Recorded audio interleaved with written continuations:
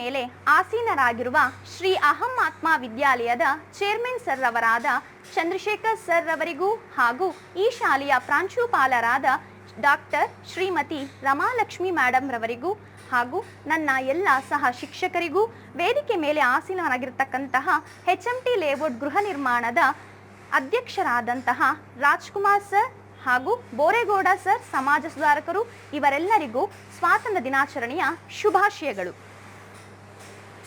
75ನೆಯ ಸ್ವಾತಂತ್ರ್ಯ ದಿನಾಚರಣೆಯ ಈ ಶುಭ ದಿನದಂದು ಬ್ರಿಟಿಷರ ಆಡಳಿತದಿಂದ ಭಾರತದ ದೇಶ 1947 ಆಗಸ್ಟ್ 15ರಂದು ಸ್ವತಂತ್ರವಾಯಿತು.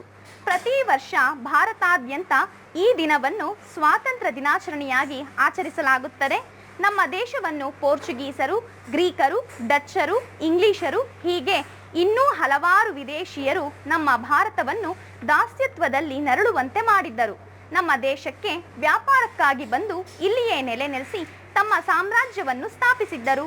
ಇವರಲ್ಲಿ ಇಂಗ್ಲಿಷರೇ ಸುಮಾರು 200 ವರ್ಷಗಳ ಕಾಲ ಆಳ್ವಿಕೆ ನಡೆಸಿ ನಮ್ಮನ್ನು ದಾಸ್ಯಕ್ಕೆ ನೂಕಿದರು.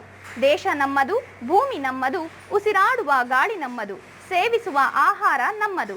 ಆದರೂ ನಾವು ಬ್ರಿಟಿಷರು ಹೇಳಿದಂತೆ ಬದುಕಬೇಕಿತ್ತು. 1947 ಜೂನ್ 3ರಂದು ಅಂದಿನ ಗವರ್ನರ್ ಜನರಲ್ ಆಗಿದ್ದ ಲಾರ್ಡ್ ಮೌಂಟ್ ಬ್ಯಾಟನ್ ಭಾರತ ಸಾಮ್ರಾಜ್ಯವನ್ನು ಭಾರತ ಮತ್ತು ಪಾಕಿಸ್ತಾನ ಎಂಬ 2 ರಾಷ್ಟ್ರಗಳಾಗಿ ವಿಭಜಿಸುವುದಾಗಿ ಘೋಷಿಸಿದ್ದರು. ನಂತರ ಆಗಸ್ಟ್ 15, 1947ರಂದು ಭಾರತವನ್ನು ಸ್ವತಂತ್ರ ರಾಷ್ಟ್ರವನ್ನಾಗಿ ಘೋಷಿಸಲಾಯಿತು. ಅದರ ಸವಿ ನೆನಪಿಗಾಗಿ ಇಂದು ಈ ದಿನವನ್ನು ದೇಶದ ಎಲ್ಲ ಕಡೆ ತ್ರಿವರ್ಣ ಧ್ವಜವನ್ನು ಹಾರಿಸಿ ಸಿಹಿ ಹಂಚುವ ಮೂಲಕ ಸ್ವಾತಂತ್ರ್ಯ ದಿನಾಚರಣೆಯನ್ನು ಆಚರಿಸಲಾಗುತ್ತಿದೆ. ಭಾರತದ ರಾಜಧಾನಿಯಾದ ದೆಹಲಿಯ ಕೆಂಪು ಕೋಟೆಯಲ್ಲಿ ಪ್ರಮುಖವಾಗಿ ಈ ಸಮಾರಂಭ ನಡೆಯುತ್ತದೆ. ಈ ಕಾರ್ಯಕ್ರಮದಲ್ಲಿ ಭಾರತದ ಪ್ರಧಾನಮಂತ್ರಿಗಳು ತ್ರಿವರ್ಣ ಧ್ವಜವನ್ನು ಹಾರಿಸಿ ಭಾರತದ ರಾಷ್ಟ್ರಗೀತೆಯಾದ ಜನಗಣಮನವನ್ನು ಹಾಡಿ ನಂತರ ರಾಷ್ಟ್ರವನ್ನು ಉದ್ದೇಶಿಸಿ ಭಾಷಣ ಮಾಡುತ್ತಾರೆ. ಈ ಭಾಷಣದಲ್ಲಿ ದೇಶದ ಸಾಧನೆ, ದೇಶದ ಮುಂದಿರುವ ಪ್ರಮುಖ ಸವಾಲುಗಳ ಬಗ್ಗೆ ಮಾತನಾಡಿ ಕೆಲವು ಪ್ರಗತಿಪರ ಯೋಜನೆಗಳನ್ನು ಪ್ರಕಟಿಸಲಾಗುತ್ತದೆ. ಈ ದಿನದಂದು ದೇಶದ ಸ್ವಾತಂತ್ರ್ಯಕ್ಕಾಗಿ ಹೋರಾಡಿ ಮಡಿದ ನಾಯಕರನ್ನು ಸ್ಮರಿಸಲಾಗುತ್ತದೆ. ಸ್ವಾತಂತ್ರ್ಯಕ್ಕೆ ಮುನ್ನ ಬ್ರಿಟಿಷ್ ಆಡಳಿತದಲ್ಲಿ ನಾವು ಹಲವಾರು ಸಮಸ್ಯೆಗಳನ್ನು ಎದುರಿಸಬೇಕಾಗಿತ್ತು. ಸ್ವತಂತ್ರ ಹೋರಾಟಗಾರರಾದ ಮಹಾತ್ಮ ಗಾಂಧೀಜಿ, ಭಗತ್ ಸಿಂಗ್, ಲಾಲ್ ಬಹದ್ದೂರ್ ಶಾಸ್ತ್ರಿ, ಲೋಕಮಾನ್ಯ ಬಾಲಗಂಗಾಧರ ತಿಲಕ್ ಮತ್ತು ಇತರ ಹೋರಾಟಗಾರರ ಫಲವಾಗಿಯೇ ನಾವು ಸ್ವಾತಂತ್ರ್ಯವನ್ನು ಹೊಂದಿದ್ದೇವೆ. ಮಹಾತ್ಮ ಗಾಂಧೀಜಿಯವರು ಮಾಡು ಇಲ್ಲವೇ ಮಡಿ ಎಂದು ಘೋಷಿಸಿದ್ದರು. ಸ್ವಾತಂತ್ರ್ಯಕ್ಕಾಗಿ ತಮ್ಮ ಜೀವನವನ್ನೇ ಮುಡುಪಾಗಿಟ್ಟಂತಹ ಬಾಲಗಂಗಾಧರ ತಿಲಕ್ ರವರು ಸ್ವರಾಜ್ಯ ನನ್ನ ಆಜನ್ಮಸಿದ್ಧ ಹಕ್ಕು ಎಂದಿದ್ದರು. ಸುಭಾಷ್ ಚಂದ್ರ ಬೋಸರು ನನಗೆ ನಿಮ್ಮ ರಕ್ತ ಕೊಡಿ, ನಾನು ನಿಮಗೆ ಸ್ವಾತಂತ್ರ್ಯ ಕೊಡುತ್ತೇನೆ ಎಂದು ಗುಡುಗಿದ್ದರು. ಅಂದು ನಮ್ಮ ದೇಶ ಸ್ವತಂತ್ರಕ್ಕಾಗಿ ಅನೇಕ ಸ್ವತಂತ್ರ ಹೋರಾಟಗಾರರು ತೆರೆಮರೆಯಲ್ಲಿ ಹೋರಾಡಿ ಪ್ರಾಣತ್ಯಾಗ ಮಾಡಿದ್ದಾರೆ.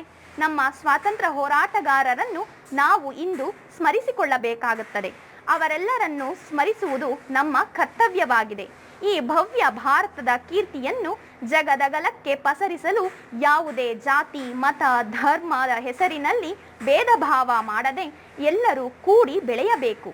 ಎಲ್ಲರೂ ಭ್ರಾತೃತ್ವದಿಂದ ಬಾಳಬೇಕು. ಆಗ ಮಾತ್ರ ಉಜ್ವಲ ಭಾರತದ ಭವಿಷ್ಯದ ಅಡಿಗಲ್ಲು ಹಾಕಿದಂತಾಗುತ್ತದೆ. ಜೈ ಹಿಂದ್, ಜೈ ಭಾರತ ಮಾತೆ, ಒಂದೇ ಮಾತರಂ. ಧನ್ಯವಾದಗಳು. Good morning to one and all. Welcome to our honorable chief guest Rajkumar sir, President of HMT Layouts Welfare Association, Boregowda sir, the social worker, respected Chairman GM Chandrasekhar sir, and beloved Principal Dr. Ramalakshmi ma'am. I wish you all a happy Independence Day. Today we are gathered here to celebrate 75th Independence Day. India celebrates its independence on 15th August. It is celebrated to remember the day we got freedom from the British in 1947. Independence Day is celebrated with equal enthusiasm in every government and private institution, including schools, colleges, and all public places. India achieved its independence with great struggle and effort. Several freedom fighters and many great men sacrificed their lives to achieve the nation's freedom from the British rule. On this occasion, we hoist our national flag, sing national anthem by giving huge respect. We must all contribute for the development of our country.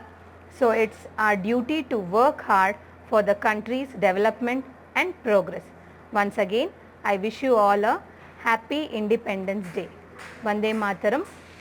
Thank you.